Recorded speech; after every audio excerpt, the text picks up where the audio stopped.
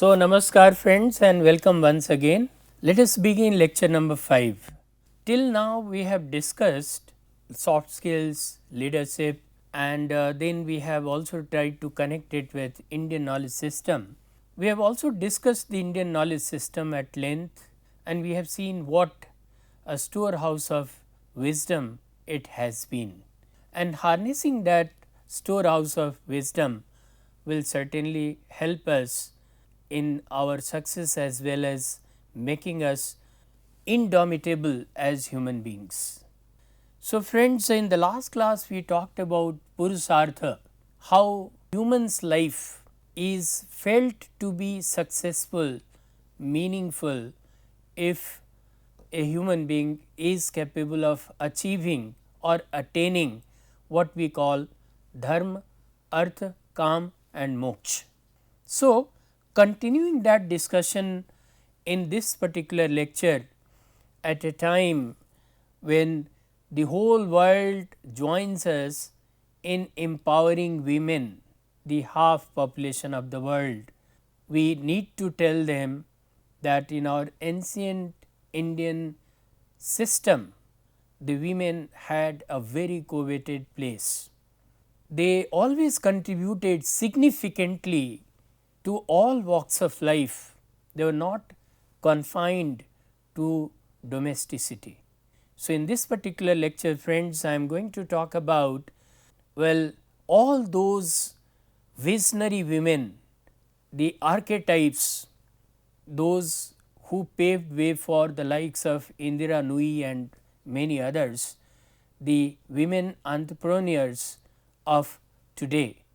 When we talk about them, our heart is filled with gratitude and this is because of our system that we have been able to produce such such knowledgeable strong women.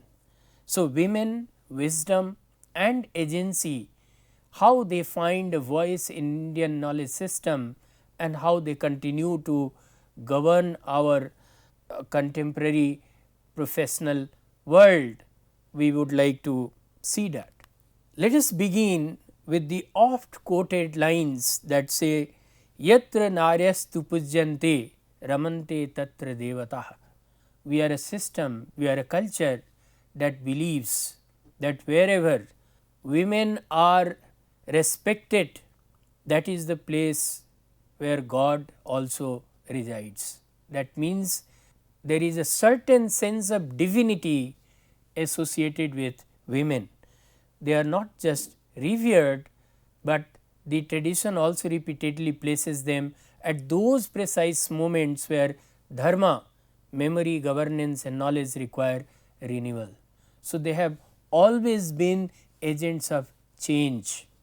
They have always been instrumental in making our lives better. So, women in Indian tradition are not confined to domestic chores only, as I said, they are knowledge bearers, interpreters of crisis and architects of civilizational self correction. From juridical resistance of devotional patience, from political foresight to metaphysical complementarity, feminine agency in Indian thought unfolds a plural archive of wisdom. So, as I said friends, they have been instrumental in almost all walks of life. Let us begin with one of the iconic women, Draupadi. How Draupadi questions the legality and selfhood in that assembly hall scene reminds us of her strength of character and also her contributions to a debate on what is right, what is wrong, what is dharma, what is adharma, what is the right thing to do in a given situation. Her humiliation in the dice hall or assembly hall becomes far more than a personal tragedy as it turns into the epic's sharpest meditation on legality, selfhood and institutional silence. So, it is not a woman who is being humiliated, it is not a game of dice which is being won and lost, rather it reflects the complexities of life and the choices that we make, the crisis that we suffer, the institutions that fail in controlling those crises. So, these are the moments that are classic in themselves and provide us a wisdom that can be used while taking decisions in such situations. So, her famous juridical question about whether Yudhishthir had the right to put her on the game of dice as one of his material possessions, after losing himself, reframes humiliation as a debate on selfhood, consent and legal standing. So, it is not a simple putting of one's wife at the game of dice and losing her. She is not a commodity to be purchased and maneuvered and bartered. She is a living entity and obviously she has an agency, and that is why she asks this probing question. She says, Kim nu purvam prayajasiratmanam athva numam. That means, whom did you lose first?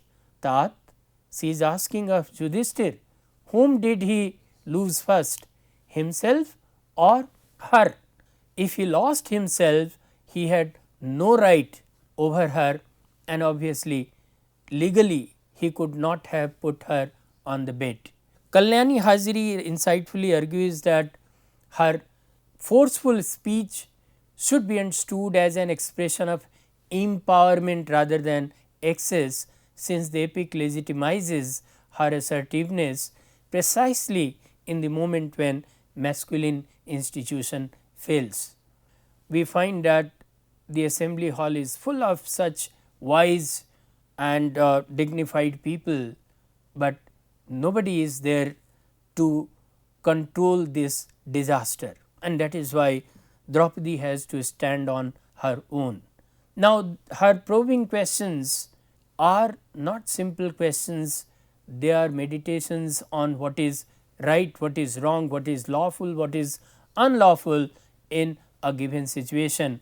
And if one is confronted with this kind of a tricky situation, what kind of decision is considered to be the right decision?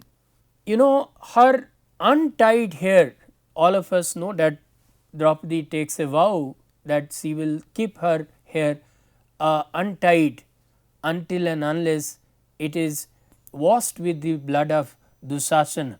Well, her untied hair and refusal to let the violence of humiliation dissolve into forgetfulness transform memory into a politics of justice. Why does she do that? She should have forgiven Dusasan, but she does not do that. She keeps the matter alive. Why? Because justice has to be done. She says, Thigastu Kshatriya Charam, that means fie upon such Kshatriya conduct. Kshatriyas, those who are known for their shaurya, for their valor, for their determination, for their protectiveness. Now, the same Kshatriyas feel so weak, so submissive, so helpless, and that is why Draupadi, she reminds them that such conduct is not worthy of them. For Draupadi, a true duty of a Kshatriya is not passive suffering, but the active restoration of justice, honor and political order. But at that point in time, despite being such warriors, Yudhishthir, the epitome of Nyaya, that is justice, Arjun and Bhim, such warriors, Vidur, Bhisma and such people, the upholders of dharma, they all keep silent. Nobody comes forward for the restoration of justice, honor and political order. And so, Draupadi, by probing their conscience at this point in time, exercises her agency in setting the historical wrong right. Alf Hilt Beetle's work on Draupadi cult is especially useful in this connection, because he shows how Draupadi moves from epic queen to living goddess of across oral and ritual traditions. She does not remain confined to the epic tradition itself, she becomes part of general life. She becomes a folk hero for many women, she empowers women. Okay. So, we have such ideals as well, where her anger and demand for justice remain culturally active. Another set of women who may be considered very, very strong and maybe epitome of wisdom and ethical insight are Kunti and Gandhari. All of us know Kunti is the mother of Pandavas and Gandhari is the mother of Kauravas. They both suffer in silence with dignity in their own different ways. They offer two of the most powerful and profound feminine responses to suffering in Indian literature. Kunti's prayer, Bipadah Santunah Saswat Tatra Tatra Jagat Guru Bhavato Darshan Yat Syada Apurva Nabhav Darshanam. May calamities come again and again, O Lord of the universe, for in those moments we behold you, and seeing you frees us from rebirth. It transforms adversity into spiritual revelation, showing how crisis can deepen perception and strip off illusion. So, Kunti is not afraid of this adverse situation, rather she says that such situations are capable of illuminating us, enlightening us with spiritual strength. Gandhari by contrast turns her loss into moral testimony through yato dharmas tato jaya, जहाँ पे धर्म है वहाँ पे जय है, that is victory. So, she also does not pray for outrightly for the success of Kauravas or the Pandavas.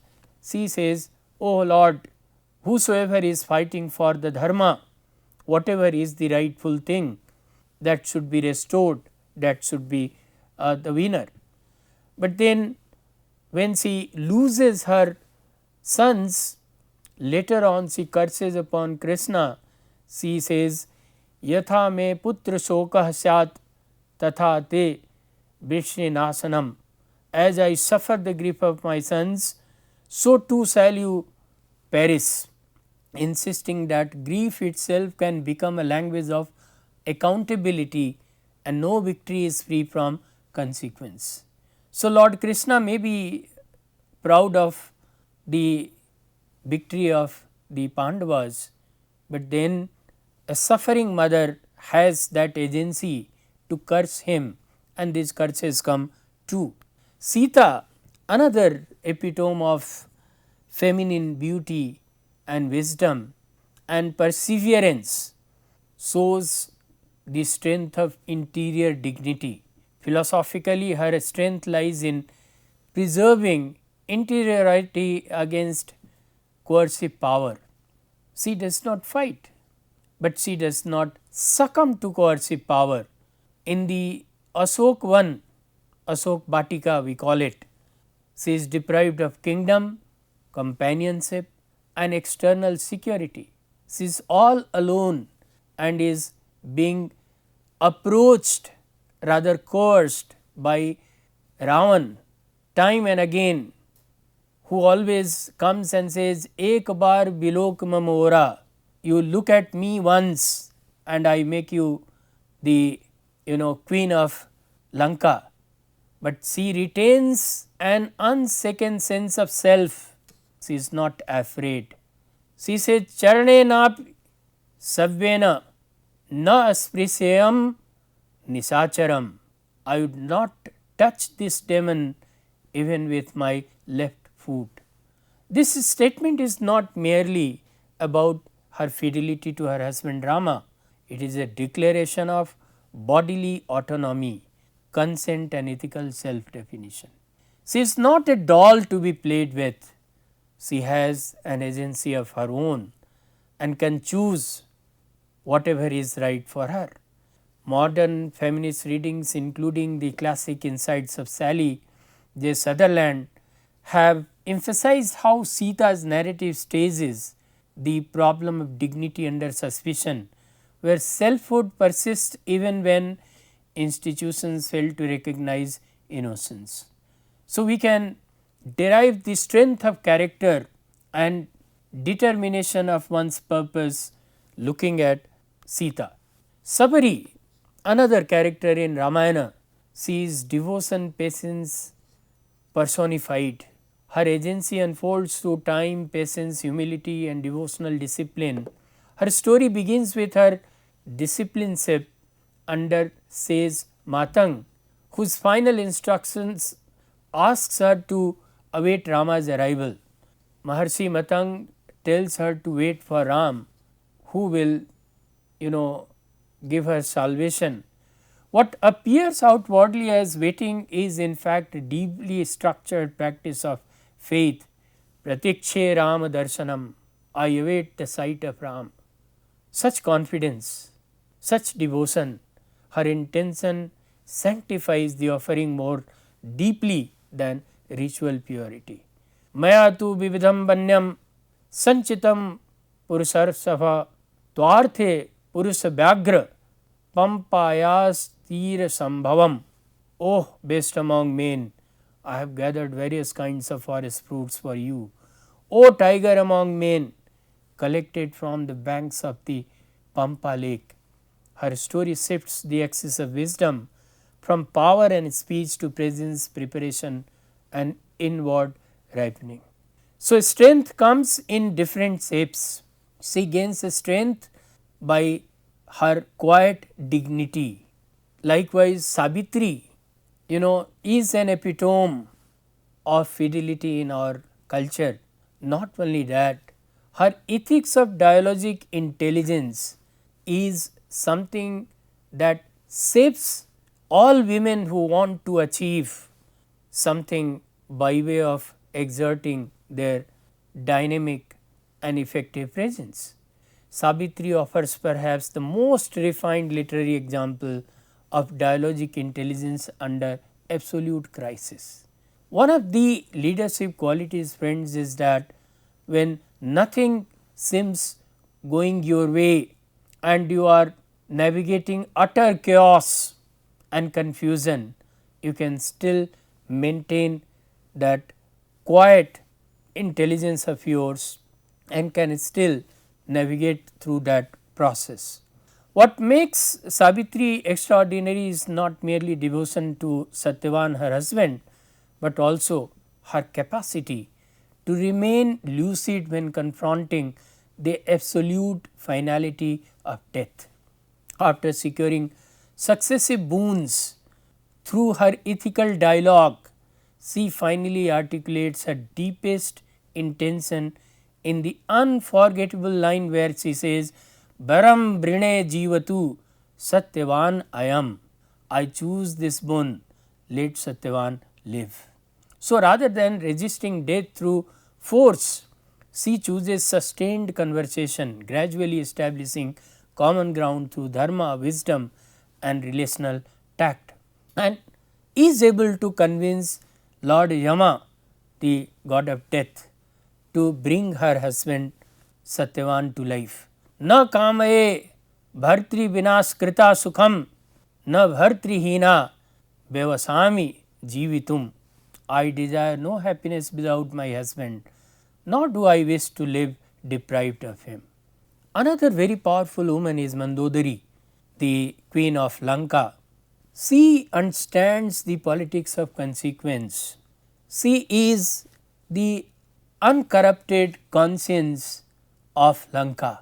Mandodari is the conscience trapped within irreversible decline, and this conscience never ever acknowledges the consequences of such decline. Her position is profoundly tragic because she sees with painful clarity what Ravan refuses to acknowledge, that desire has already become the principle of Lanka's destruction, and she tells him, Sitam Ramaya Dehitvam naso ayam na bhavishyati. Oh my lord, return Sita to Ram and destruction will not happen. But then Ravan, drunk deep in his own conceit, fails to understand that. So, her repeated counsel is marked by sobriety, consequence awareness and an unflinching grasp of political reality. Cultural readings often treat Mandodari as the voice of dharma within Lanka, a conscience trapped within structures of irreversible decline, as I said earlier. Another very powerful figure is Gargi, and Gargi moves the discussion from ethical and political intelligence into the domain of public philosophy and metaphysical courage.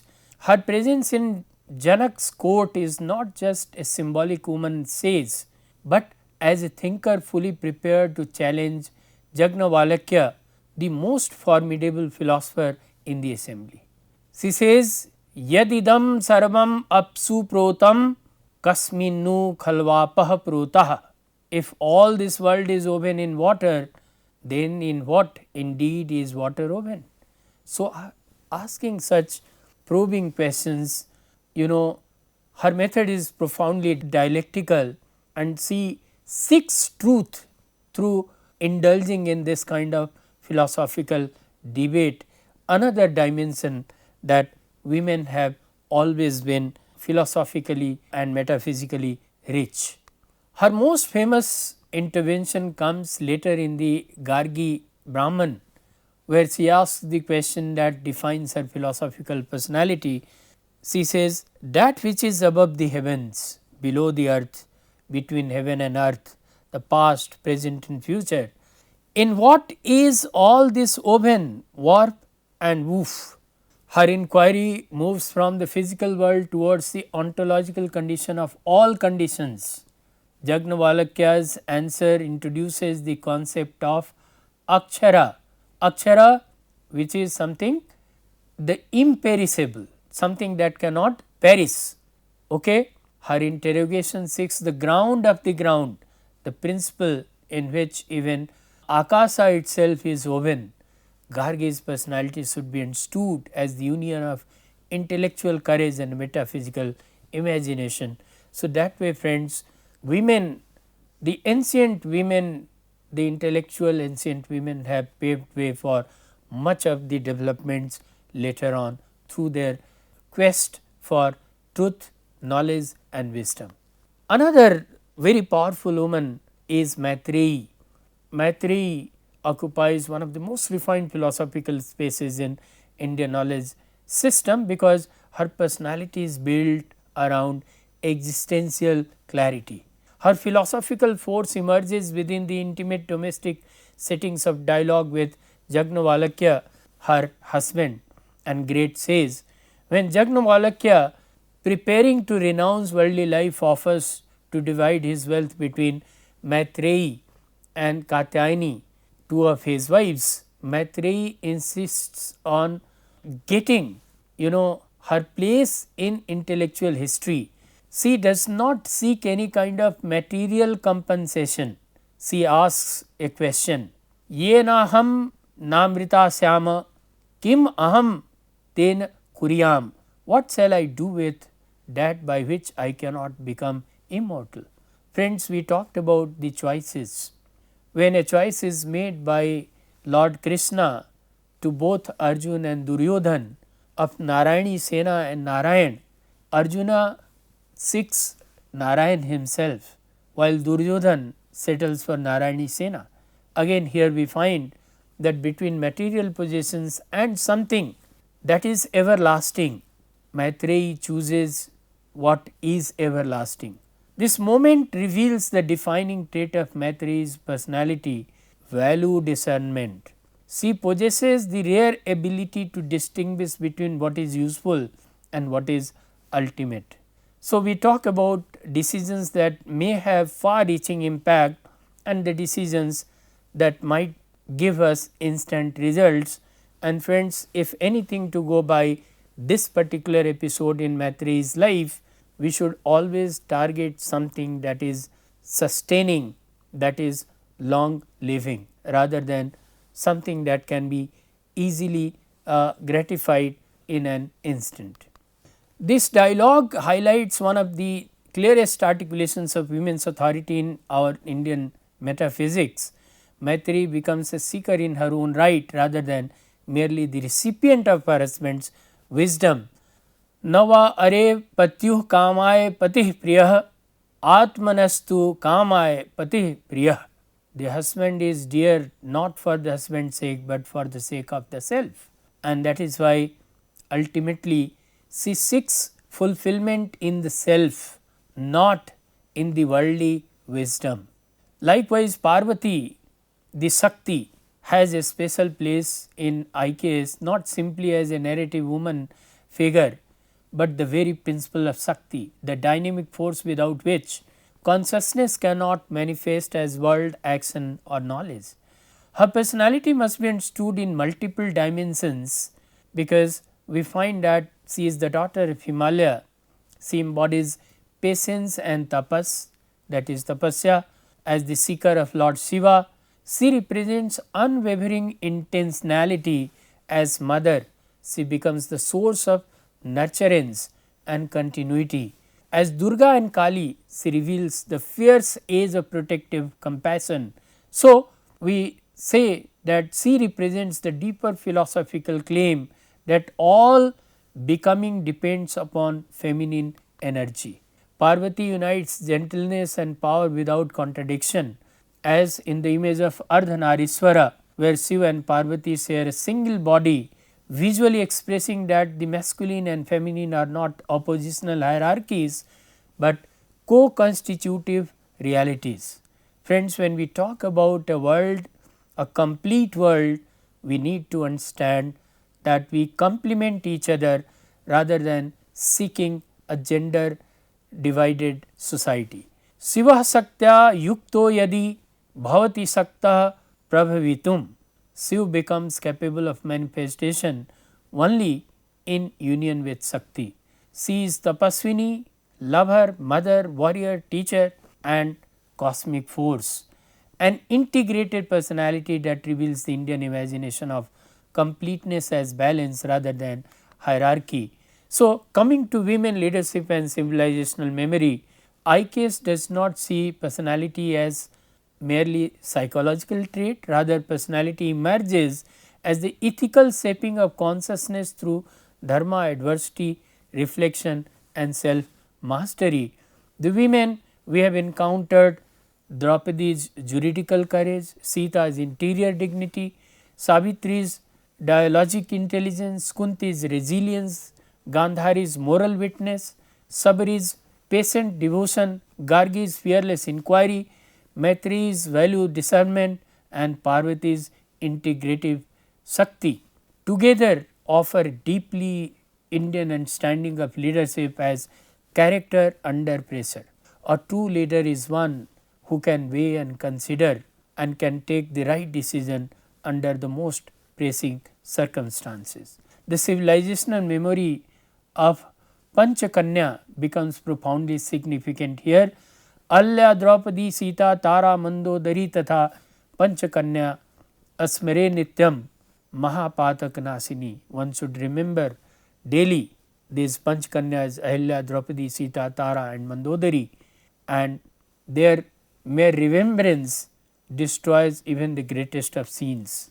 Their lives are ethically complex, yet precisely for that reason they become models of mature personality, women who transform suffering into wisdom, uncertainty into judgment and vulnerability into leadership.